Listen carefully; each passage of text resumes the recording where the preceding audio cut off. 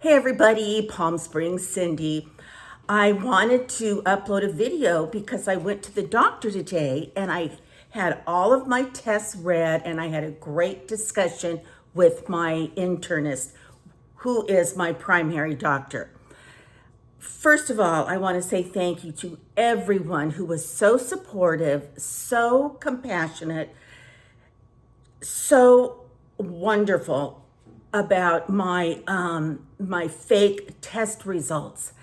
So I was really overwhelmed with your wonderful comments, and several of you have had the same kind of issues, which did not surprise me. And actually, we'll kind of talk about that today. Okay, so I went to the doctor today for him to read my tests and, for us to have a discussion. First of all, there's something going on that I'm not telling you about, and it's nothing bad, but I'm not ready to share it with you.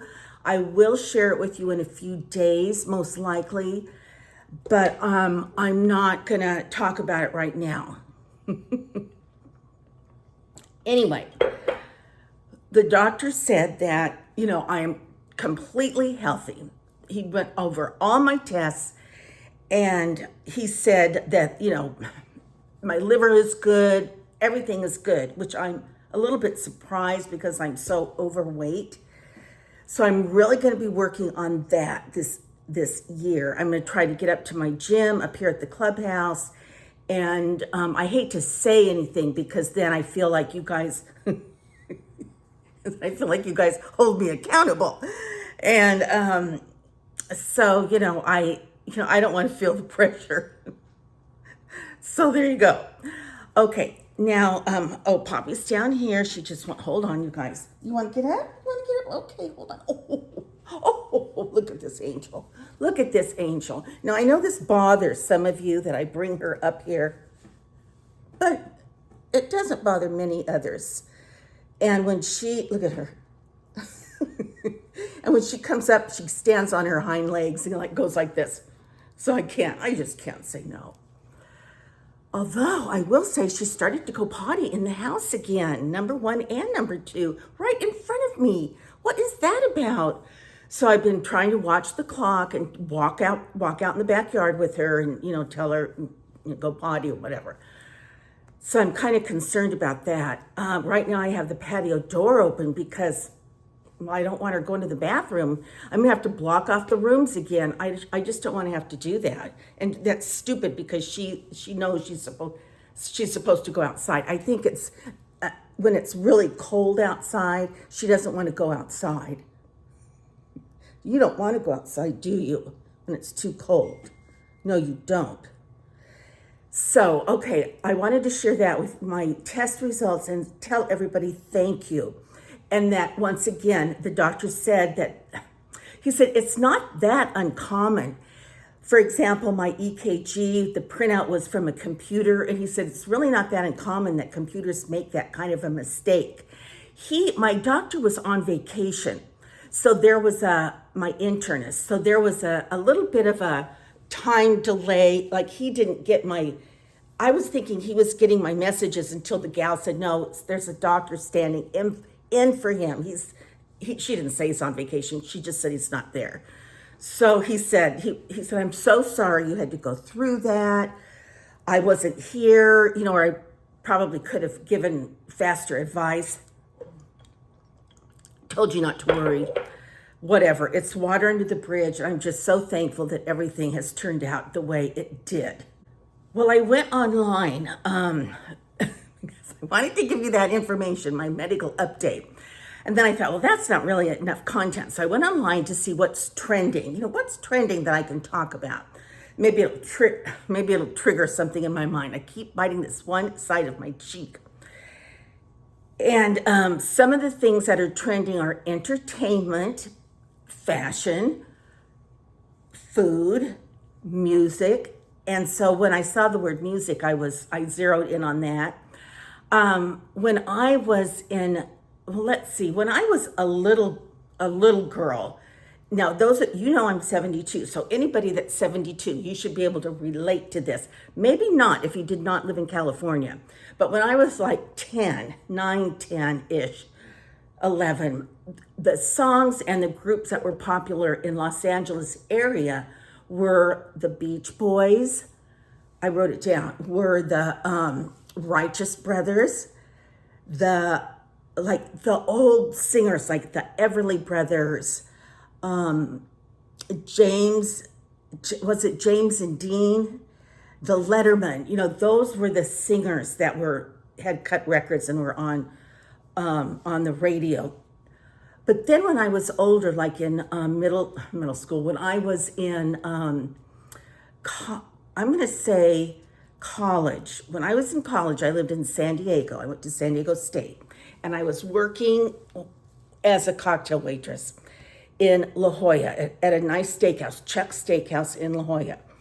And we wore these really cute, we didn't have uniforms, but we wore these really cute, actually, I made my own. I actually sewed. Okay, get down here, girl. Because when I was in high school, I had to take home ec, and home ec was sewing. Sewing, you had to put together a budget, you had to learn about the food groups and things like that. And in order to pass sewing, you had to put a zipper in, which was not easy for me. So anyway, I found this pattern, and it was like a kind of like a sarong dress. It was came like this with this string that was tied through here that tied around my neck, had a low back, and just straight down to the ground. And I bought like a beachy type fabric, that not Hawaiian fabric necessarily, but like beachwear. And then puka shells were real in then. And I used to sit on the beach and collect little shells. I'd collect the shells, I'd bring them home, and I would string them together with a needle and thread. And I'd make little puka shell chokers and necklaces for myself and bracelets, to the point that people asked me to make them a necklace and bracelet. And, all I did was use string and tie a knot. I didn't know how to do it, but it was good enough to wear in the evening in a dark cocktail lounge, put it that way. So anyway, getting back to music, when I was cocktailing, I was in college, and the songs that came on the radio that I loved were the songs so these are from my college days. Let's see, I've got from Carly Simon, Crosby, Stills, Nash and Young, the Eagles, Seals and Crofts, and there was Glenn Campbell was real big then. He had his TV show, and that the song by the time I left for Phoenix, whatever it is, but he had some really good songs. And there was another singer that I absolutely adore. I have him on my playlist. I love his songs, and his name is Kenny Rankin. So I don't know if you guys know or remember Kenny Rankin, but I just loved his voice. He ended up dying when he was 69, but I did Google him, and he has like 3 or 4 kids. Okay, another singer that I loved, and I don't know, I think she came out later, and her name was Phoebe Snow, and I loved her voice. She sang Poetry Man, and I used to follow her. In fact, I went to see her one time. She also died quite young. She was a single mom. She had a son who was born with Down syndrome, and I think was quite severe. Well, anyway, I love Phoebe Snow's voice. Remember the Carpenters, of course, and they sang at every wedding I think I ever went to when I was 18 to 23, and of course the Beach Boys. Who's that? Oh, do you remember a fellow by the name of Ronnie Millsap? I'm pretty sure that's his name. I loved his voice. He was another kind of obscure singer. Ronnie Millsap, Phoebe Snow, Kenny Rankin. Certainly not like the Beach Boys or anybody like that. But some of these people were not quite as popular, but I just loved their music. Let's see who else I have written down here. I used to love, let's see. Well, like when I would hear the Eagles, the Hotel California, One of These Nights. I mean, those are truly the songs of my young adulthood. Now I know, like with my parents, they listened to the crooners, Sinatra, Perry Como, Bing Crosby, and that American songbook music, which I love. And in fact, before I was old enough to work in a cocktail lounge selling drinks, I was a hostess at a very nice restaurant in Mission Valley, or Hotel Circle, for those of you who are from San Diego area. It was in the early 70s, and I worked at a restaurant called Kelly's Steakhouse. It was owned by this wonderful couple named Mr. and Mrs. Rutherford. They seemed to be like 200 years old when I started working there, and I'm sure they were not that old, but they seemed it. They were the owners, the proprietors. The restaurant only sold steak, lobster, and prime rib, and they had a little special on their menu, and part of this is why they were so popular. It was called Chateaubriand for two, and it was this beautiful. They bring it out, and it would be sizzling on this like silver, aluminum, whatever plate, and the plate was on wood, and it'd just be sizzling. And so it was this huge piece of meat, like this big. So that would come out, a baked potato, a nice salad, just a dinner salad, and then they each got a split of champagne. Chateaubriand for two. I think the meal was at that time it might have been $11 for two or $12 for two. Remember, that was like 1971 maybe. But that was a real hit. And because of where the restaurant was in that Hotel Circle area, that was right by the big baseball stadium where the Aztecs, the college football team from San Diego State, would play football. And so a lot of celebrity athletes would come to Kelly's after a game or the day before the game or something like that, and they would have a nice steak dinner. And so, I was like, what did I know? I was too busy listening to Kenny Rankin or the Seals and Crofts, whatever. But they would, the bartender's name was Dave, and Dave was just this typical bartender. He had his white shirt, and his cigarette hanging down, go up and down, greased back brown hair, sleeves rolled up. And Dave would, if there was a celebrity, like Pete Rose used to go there all the time before he was in trouble.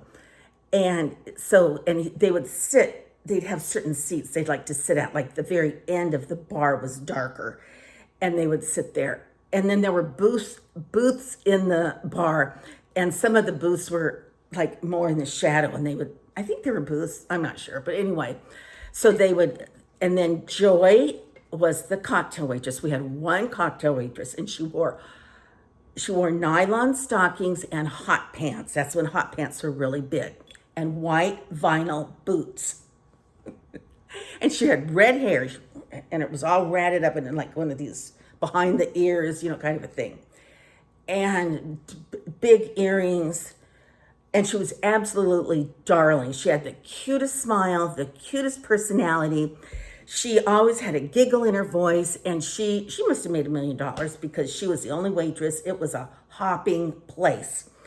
So, and there were always 3 hostesses. That's how busy it was, to seat people and to keep, everybody's names in order. And then the owner, Mrs. Rutherford, would come and check on us. We were all the same age. We were all in teacher education at San Diego State, all taking like kind of similar classes. And it was perfect. It was perfect for us to work because we worked Thursday from 4 in the afternoon until 2 in the morning. and most of us did not have classes on Friday. And if we did, they were usually later in the afternoon. So we could kind of sleep in. Then we worked Friday night, 4 to 2 in the morning. We closed up the bar, shut down the register, locked up. And then we worked Saturday, so we could sleep in Saturday. And then we worked Saturday night, 4 to 2. And we worked Sunday, I think it was 4 to midnight. And then 4 to midnight, well, anyway, we worked Sunday, but we got out earlier. And then so that when we had to go to class, so in other words, it was only hard, I think, Monday mornings for us to get up and go to class. And we could do our homework and stuff Sunday mornings and Saturday mornings. Now, we made minimum wage. We didn't get tips or anything, but it was but one of the best things about it was everybody got to have one free meal when they reported to work. Just come early enough. Don't stay late. Come early and eat before your shift starts. So I would get there at 4, and Kuko was the cook, and so he would be back there. The fires were going, and he'd have his tongs, and and steam was rising, and he was telling everybody, go get some meat out of the freezer and go get this and get the baked potatoes or whatever. So Kuko, I'm not a real big meat eater. I really wasn't even then. But okay, steak, lobster, prime rib. And Mr. Rutherford said, try not to eat lobster every time you come in for dinner. So it's like, okay. But we had to eat something. So, we'd have a little steak and baked potato and salad. And sometimes I didn't eat the meat, but I'd have the salad and the baked potato. Of course, we could have all the Diet Coke we wanted. And then sometimes I would take the meat home, and then I could, especially if I knew I didn't have any groceries, and then I could make steak and eggs the next morning. I could have steak sandwiches. I could have a friend over for lunch. So that was really a real perk. Now, let me tell you something fun about that story. I told you Mr. and Mrs. Rutherford owned Kelly's. Well, years and years later, Mr. Rutherford passed away. Mrs. Rutherford, when I was living in Palm Springs, I had already been teaching probably 12 years. And my husband at the time, Dana, my husband and I, we were in our big, beautiful home. Joy, the cocktail waitress, and Mrs. Rutherford came to visit me. And when I got married, Mrs. Rutherford sent me a beautiful set of glasses, not just champagne glasses, wine glasses, but drinking glasses, every kind of glasses you can think of. And they all had gold rims on them. They were beautiful. So they came to visit, and it was a beautiful day. I remember this. And we sat outside on my patio, and we had iced tea and stuff, and I served them in those glasses. And so I said, Mrs. Rutherford, I always called her Mrs. Rutherford, Mrs. Rutherford, do you recognize these glasses? And she was so cute. She always wore a wig, and it was one of those wigs it was really a cute wig. And this side came down like this, and this side came like this, and then flipped. And she always had her makeup on perfectly and her nails done perfectly.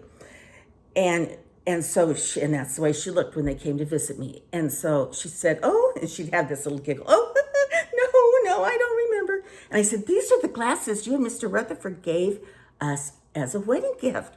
And anyway, she was just delighted that I served and reminded her. So that was sweet. I'm sure she's passed away now. That was a zillion years ago. But they were, they were really good to work for. And if we ever needed a day off or something like that, they were certainly obliging. And my girlfriends and I, Candy ended up getting married. She was the other hostess, and Annie and Candy, I don't know if you watch this. I know, Annie, you are still in St.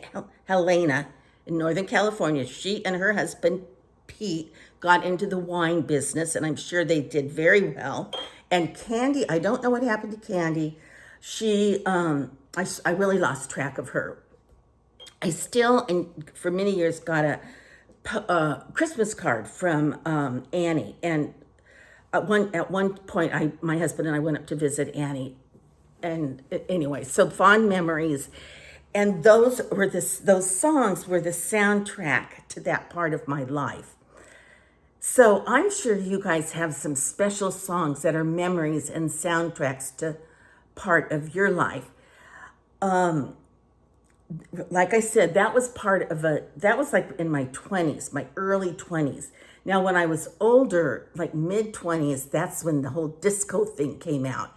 And that, music changed drastically. But in the meantime, who can forget Carly Simon, Van Morrison, Crosby, Stills, Nash and Young, Billy Joel, Piano Man. Oh, this is the other part I have to tell you guys about my Kelly's job. There was it was a piano bar too. And so Bill, I think his name was Bill, he played the piano every night. He'd come in, I think he didn't come until 8. He would come in and, it's typical, just like that song, The Piano Man. He'd have his ashtray up here, and he'd have his glass of water here. I'm sure it wasn't water. He'd have his big old glass here, and his tip, his tip thing, tumbler on the middle of the piano tape, in the middle of the piano. And people, the regulars, would come in every night, and they'd each have their own seat, where they would sit.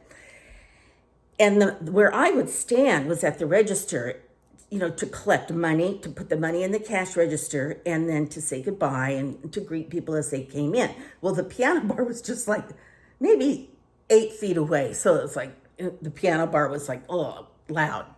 But all the singers, they just passed that microphone around, and everybody had their song or their 3 songs that they would sing. And then, of course, the piano player had his songs.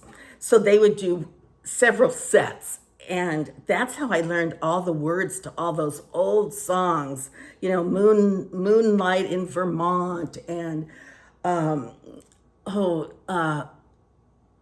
of course, can I think? No, but all those American songbook kinds of songs, because I heard them night after night after night after night.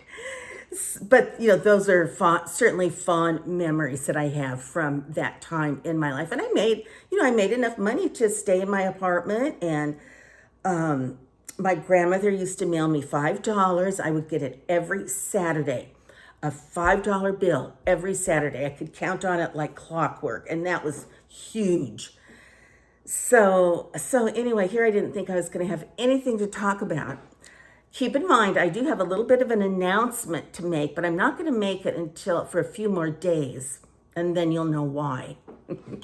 You'll just have to be in suspense. So that's it. Oh, I did want to say, I just noticed this one thing. Did you know, remember James Darren he was Moondoggy? Oh my gosh. And he also played on some kind of a police show series on TV, a long time ago. James Darren, he is, if you Google him, he's just as handsome now as he was when he was younger. One of his sons is Jim Murray. Now, Jim Murray is like an entertainment reporter. So I didn't realize that. I didn't know that. And then I was reminded when I Googled some of these older singers. Bobby Rydell, he had so many good songs. Tommy Sherman, Frankie Avalon. I mean, come on, there's just so many great singers from when we were younger. P.S. I love you. Mwah. Till our next conversation.